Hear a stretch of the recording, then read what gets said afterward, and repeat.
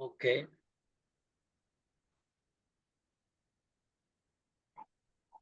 Nice. Okay. To live a healthy life, inner peace is needed, for which we could lose big salary jobs. But yet, I will prefer inner peace than more money. Secondly, while doing big salary jobs, most of the people miss relaxation, which is not good for them physically or mentally in the long run. Thirdly, a big salary job doer person usually lives a very stressful life, which hampers his or her family life as well. However, to get better output from life, sometimes a person can miss high compensating works, but they get the chance to enjoy human life in a far better way. Moreover, even if we miss an enough paying work, yet we can earn far better if in our free time we try to enrich ourselves with diverse special skills. Apart from that, to some people, maintaining better mental health while doing a less pressure providing job is enjoyable because money could be less attractive than nature and a sound, relaxing life to them. To recapitulate here, according to my understanding, it can be stated that while doing big salary jobs, most of the people miss relaxation, which is not good for them physically or mentally in the long run. আপনাদেরকে যদি আমি জিজ্ঞেস করি আমাকে 9 এর মধ্যে কত দিবেন? আমার বেশির দরকার নেই, 6.5 দিবেন? হ্যাঁ দাও তো দেবো। মুন্না 6.5 আসবে রে। আসবে না? অদ্রিতা অদ্রিতা ফরম্যাট ঠিক আছে? আপনাদের কি আসবে না? আসবে, কারণ 500 স্টুডেন্টস এর যে মান্থলি আমার খাতা কাটতে হয়, তাদেরকে দেখেন আমি আপনাদের একটা প্রুফ দেখাই যেটা আপনাদের ভালো লাগবে। আজকে না রেজাল্ট দিছে, তাই না মুন্না? কার? তো আপনাকে একটু আগে দেখাইছিলাম। এনাকে আমি কি মেসেজ পাঠাইছি দেখেন তো স্যার। আমি বলছিলাম যে আপনি স্পিকিং এ 6 ই পাবেন, বুঝতে পারছেন? ট্রাস্ট মি স্যার, রাইটিংও আপনারা আমার চেয়েও ভালো পারেন, এটা আমি স্ট্রংলি বিলিভ করি। কারণ টিচার কিন্তু ফেমাস হয় তার স্টুডেন্টের ভালো পারফরমেন্সের জন্য, ঠিক আছে?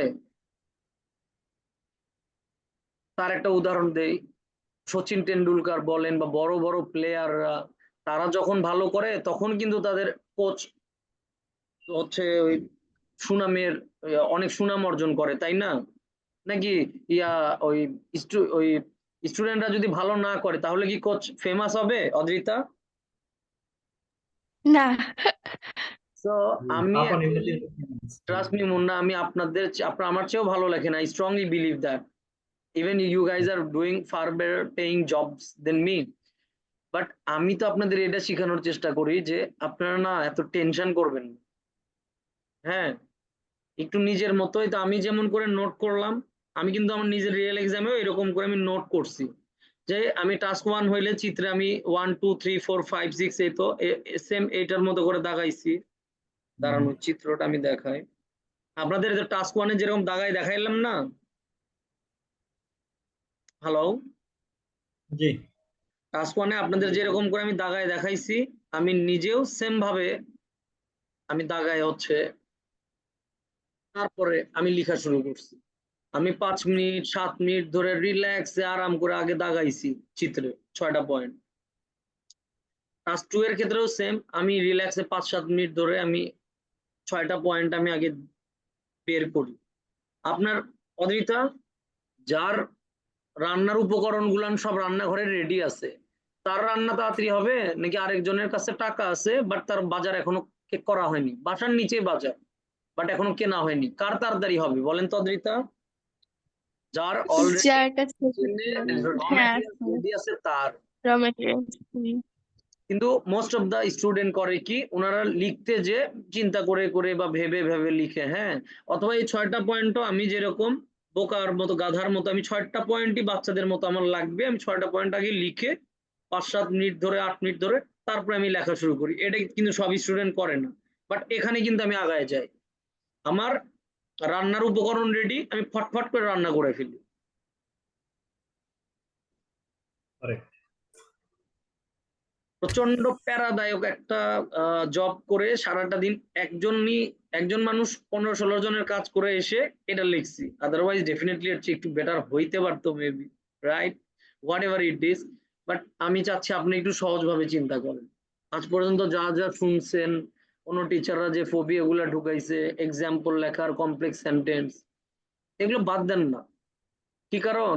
ওগুলান দরকার হইলে আমি বলতাম, এখন কেন দরকার না, আমি বর্তমানে আপনাদের যে ক্যাপাবিলিটি দেখছি, যাদেরকে আমাদের এই গ্রুপে বা ক্লাসে জয়েন করা, আপনাদের অ্যাকসেপ্টেবল ব্যান্ড স্কোর পাওয়ার ক্ষেত্রে মেইন ঝামেলা থাকে কারোর লেখা প্রপার ক্লিয়ার না, কেউ সিলি মিস্টেক করে, কারোর টেন্সের প্রবলেম আছে, আর সবার যেটা থাকে এটা হচ্ছে পাংচুয়েশন মার্কের প্রবলেম, দাড়ি কমা সেমিকোলনে। তো এটার মধ্যে কমার সেমিকোলন, এই যে আমি যেরকম দিছি দেখছেন,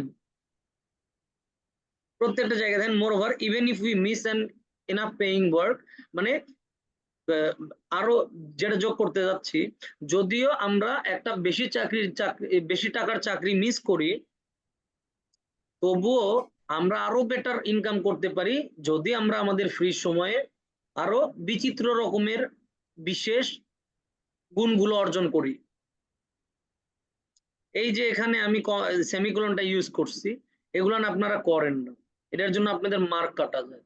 এটা শেখার বেস্ট ওয়ে হচ্ছে, হয় আপনি চিন্তা করবেন যে আমি সুযোগ পাইলে, যে একদম অপেক্ষা করার মতো, রেস্ট নেওয়ার মতো সুযোগ পাওয়া গেছে, এই জায়গায় আমি একটা সেমিকোলন কমা দিয়ে ফেলি, আর 2 দম বা 2 সেকেন্ড ওয়েট করার মতো সুযোগ থাকলে ওখানে একটা সেমিকোলন দিয়ে ফেললেন।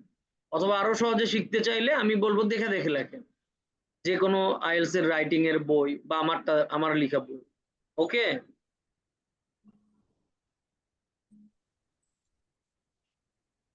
কি বললাম বুঝতে পারছেন আপনারা? হ্যাঁ জি জি ভাইয়া। তো আমার আজকে যেটা শিখানোর মূল প্রতিপাদ্য বিষয় ছিল, এক বাক্যে যদি বলতে যাই সেটা হচ্ছে, আপনারা আমাকে যতটুকু জানেন already that's enough for IELTS writing, but আমাকে একটু টাস্ক 1 আর টাস্ক 2 15 আর 25 লাইন একটু নির্ভুল লিখে দিবেন প্লিজ। তা সেটা লিখতে যে আপনি যত ইজি লেখেন, I don't care, no problem with that. ঠিক আছে? হুম, হুম, মুন্না, অদ্রিতা, ঠিক আছে? ঠিক আছে। ঠিক আছে, আপনারা তাহলে ভালো থাকেন। হ্যাঁ, আমি ক্লাসের রেকর্ডিং আপলোড করে দিব। Okay. আল্লাহ হাফেজ, শুভরাত্রি। এত টেনশন করেন না, ইনশাল্লাহ ইউ উইল গেট হবে অ্যাকসেপ্টেবল। ভাই। ওকে মুন্না, ঠিক আছে, আল্লাহ হাফেজ। Okay bye Adrita. বাই।